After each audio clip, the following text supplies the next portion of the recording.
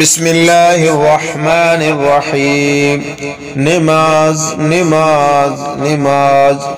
حضرت سیدنا ابن عمر رضی اللہ تعالی عنہما بیان کرتے ہیں کہ حضرت سیدنا عمر رضی اللہ تعالی عنہ اپنے ایک باغ کی طرف تشریف لے گئے۔ جب واپس ہوئے تو لوگ نماز عصر ادا کر چکے تھے، تو آپ رضی اللہ تعالی عنہ نے انا للہ و انا الیہ راجعون پڑھا اور ارشاد فرمایا میری عصر کی جماعت فوت ہو گئی ہے، لہٰذا میں تمہیں گواہ بناتا ہوں کہ میرا باغ مساکین پر صدقہ ہے، تاکہ یہ اس کام کا کفارہ ہو جائے۔